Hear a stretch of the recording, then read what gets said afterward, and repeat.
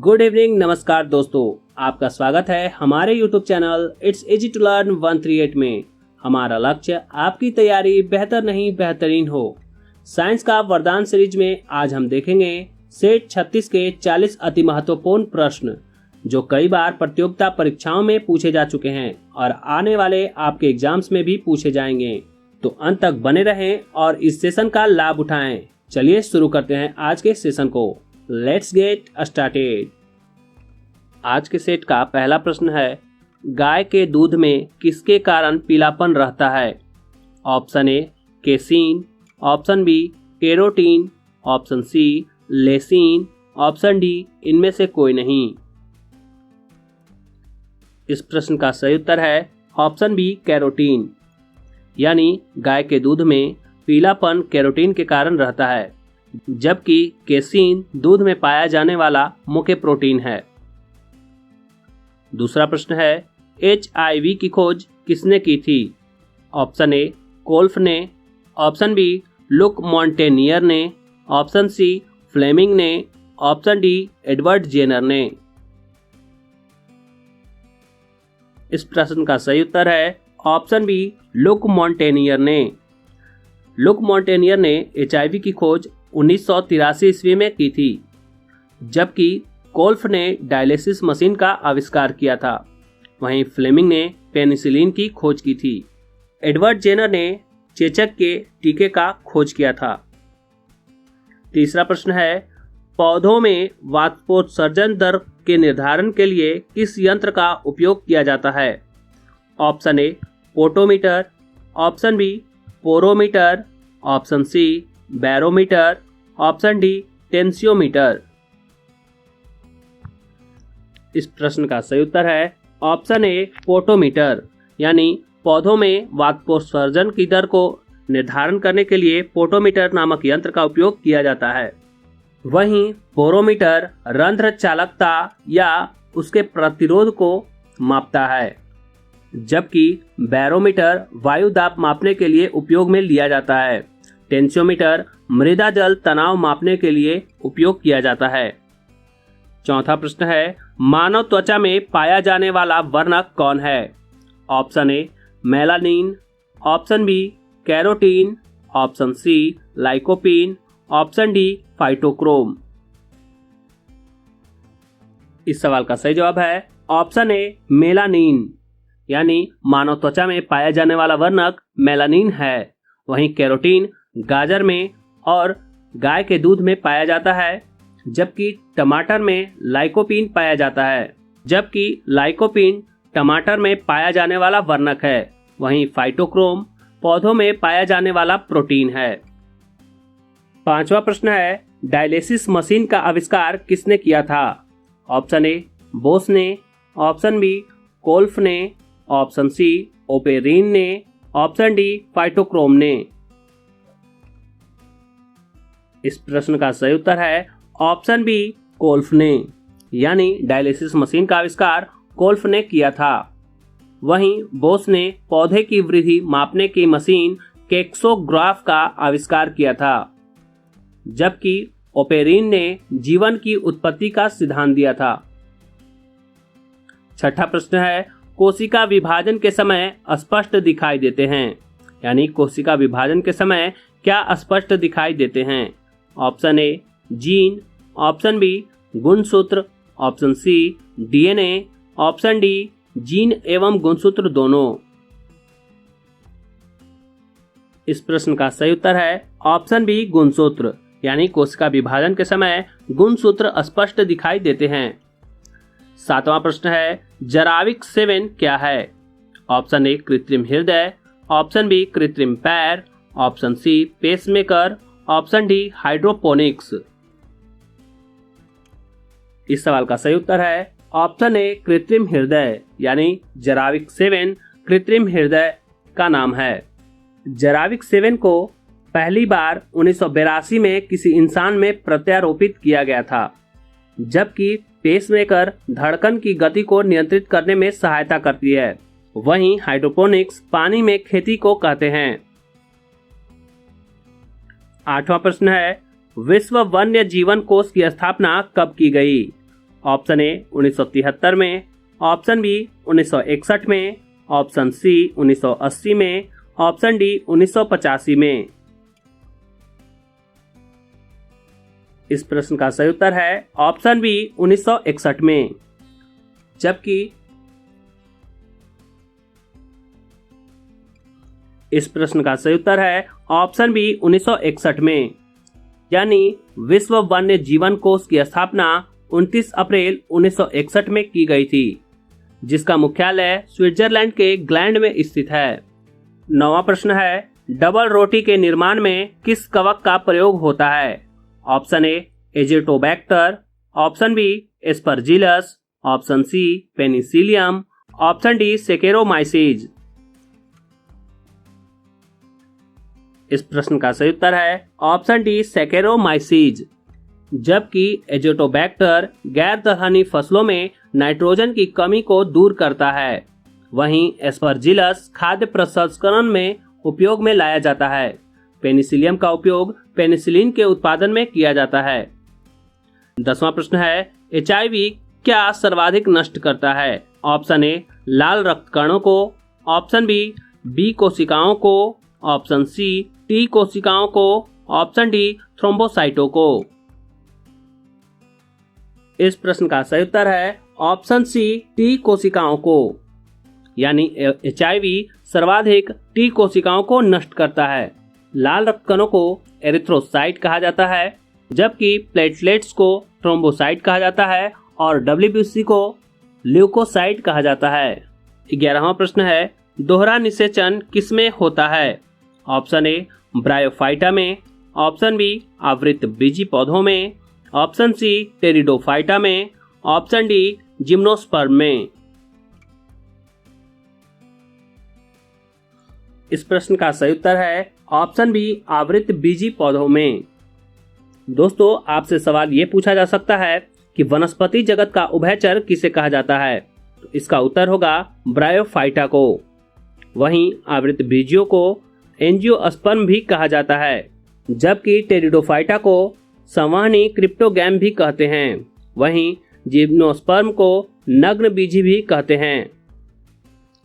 12वां प्रश्न है, जीव द्रव्य की खोज किसने की थी? ऑप्शन ए लैमार्क ने, ऑप्शन बी हेरोफिलस ने, ऑप्शन सी हिप्पोक्रेटस ने, ऑप्शन डी डुजार्डिन ने। इस प्रश्न का सही उत्तर है ऑप्शन डी डुजार्डिन ने। यानी जीव द्रव्य की खोज डुजार्डिन ने की थी। जबकि लैमार्क ने उपार्जित लक्षणों की वंशानुगति का सिद्धांत दिया था और हिप्पोक्रेटस को चिकित्सा विज्ञान का जनक कहा जाता है। 13वां प्रश्न है, विश्व मलेरिया दिवस कब मनाया जाता है? ऑप्शन ए 20 अप्रैल को, ऑप्शन बी 30 जनवरी को, ऑप्शन सी 20 मार्च को, ऑप्शन डी 25 अप्रैल को। इस सवाल का सही जवाब है ऑप्शन डी 25 अप्रैल को। इसकी शुरुआत 2007 में WHO द्वारा किया गया था। आइए बढ़ते हैं अब अगले प्रश्न की ओर। प्रश्न संख्या 14 है, भोजपत्र किस पेड़ की छाल से प्राप्त होता है? Option A Betula, option B beech, option C Quercus, option D Berberis. इस प्रश्न का सही उत्तर है ऑप्शन ए बेट्यूला। भोजपत्र एक पर्णपाती वृक्ष होता है जो 4500 मीटर की ऊंचाई तक उगता है। 15वां प्रश्न है, म्यूटेशनवाद के जनक कौन हैं? Option A Lamarck, option B Huxley, option C Linnaeus, option D Hugo de bridge.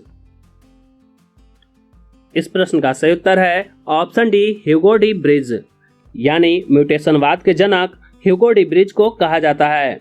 वहीं कार्लोस लिनियस को आधुनिकी वर्गीकरण का पिता कहा जाता है। 16वां प्रश्न है, पादप शरीर क्रिया विज्ञान का पिता किसे कहा जाता है? Option A Gregor Mendel, option B Stephen Hales, option C वॉन वेयर, ऑप्शन डी कॉपरनिकस को। इस प्रश्न का सही उत्तर है ऑप्शन बी स्टीफेन हेल्स को। वहीं जॉन ग्रेगर मेंडल को आनुवंशिकी का पिता माना जाता है, जबकि कोपरनिकस ने यह सिद्धांत दिया था कि सूर्य केंद्र में स्थित रहता है और पृथ्वी उसका चक्कर लगाती है। 17वां प्रश्न है, अस्थि में कौन सा प्रोटीन पाया जाता है? Option A casein, option B albumin, option C ossein, option D कॉन्ड्रीन।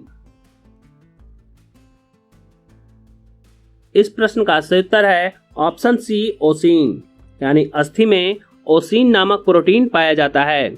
याद रखने का तरीका, अ से अस्थि और अ से ओसिन।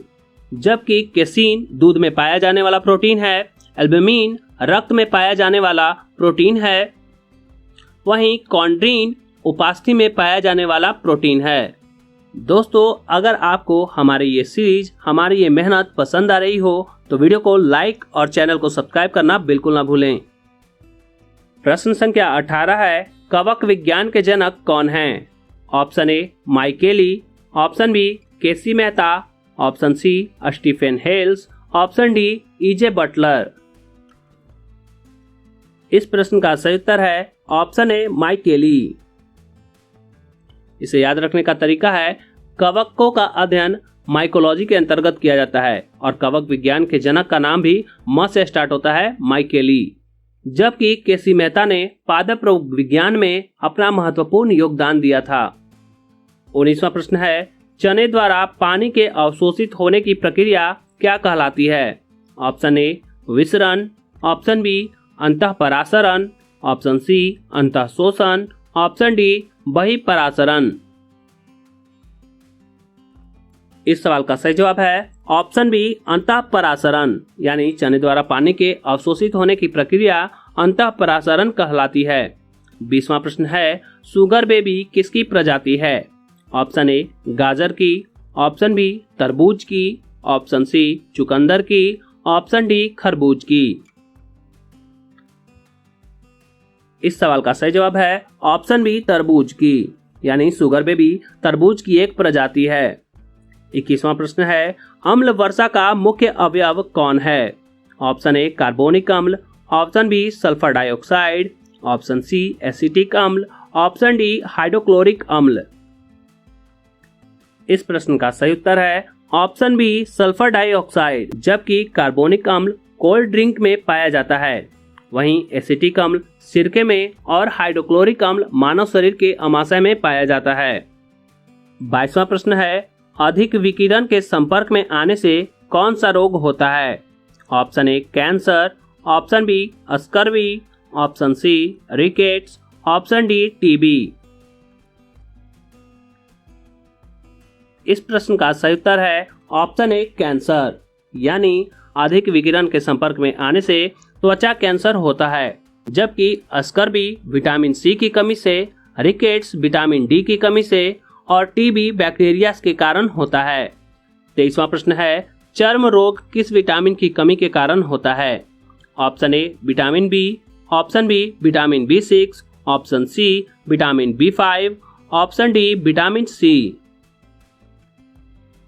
इस प्रश्न का सही उत्तर है ऑप्शन बी विटामिन B6, जिसका वैज्ञानिक नाम पायरिडॉक्सिन होता है।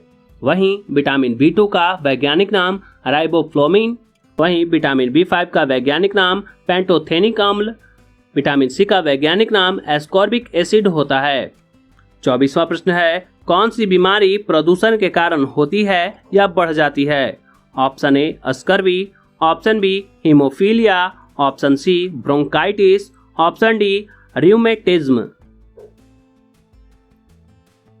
इस प्रश्न का सही उत्तर है ऑप्शन सी ब्रोंकाइटिस। वहीं स्कर्वी विटामिन सी की कमी से होने वाला एक रोग है, जबकि हीमोफीलिया एक आनुवांशिक रोग है और रियूमेटिज्म गठिया को कहा जाता है। 25वां प्रश्न है, कृत्रिम गर्भाधान के लिए सांड के व्रेय को किसमें सुरक्षित रखते हैं? ऑप्शन ए द्रव ऑक्सीजन में, ऑप्शन बी शीतल जल में, ऑप्शन सी द्रव नाइट्रोजन में, ऑप्शन डी द्रव अमोनिया में। इस प्रश्न का सही उत्तर है ऑप्शन सी द्रव नाइट्रोजन में, यानी कृत्रिम गर्भाधान के लिए सांड के व्रिय को द्रव नाइट्रोजन में रखा जाता है? 26वां प्रश्न है, कौन सा रोग जीवाणु के कारण होता है? ऑप्शन ए खसरा, option B malaria, option C polio, option D TB. इस प्रश्न का सही उत्तर है ऑप्शन डी टीबी। जबकि खसरा और पोलियो वायरस से और मलेरिया प्रोटोजोआ के कारण होता है। आइए देखते हैं अब अगला प्रश्न। 27वां प्रश्न है, समसूत्री विभाजन किसमें होता है? ऑप्शन ए अस्थायी कोशिकाओं में, ऑप्शन बी जड़ की शीर्ष कोशिकाओं में, ऑप्शन सी परागकण की मातृ कोशिकाओं में, ऑप्शन डी उपयुक्त सभी में। इस प्रश्न का सही उत्तर है ऑप्शन बी जड़ की शीर्ष कोशिकाओं में। जबकि परागकण की मातृ कोशिकाओं में अर्धसूत्री विभाजन होता है। 28वां प्रश्न है, सरीसृप वर्ग का अध्ययन क्या कहलाता है? Option A histology, option B herpetology, option C ornithology, option D ichthyology. इस प्रश्न का सही उत्तर है ऑप्शन बी हर्पेटोलॉजी, यानी सरीसृप वर्ग का अध्ययन हर्पेटोलॉजी कहलाता है। जबकि हिस्टोलॉजी में ऊतकों का अध्ययन, ऑर्निथोलॉजी में पक्षियों का अध्ययन और इक्विथोलॉजी में मछलियों का अध्ययन किया जाता है। 29वां प्रश्न है, लीवर में भविष्य के लिए कौन सा विटामिन भंडारित होता रहता है? Option A vitamin C, option B vitamin E, option C vitamin A, option D thymine.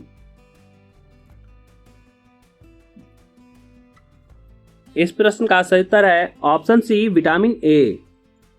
आइए अब जान लेते हैं विकल्पों में दिए गए विटामिनों के वैज्ञानिक नाम। विटामिन सी का वैज्ञानिक नाम एस्कॉर्बिक एसिड, विटामिन ई का वैज्ञानिक नाम टोकोफेरोल और थायमीन विटामिन बी1 का वैज्ञानिक नाम है।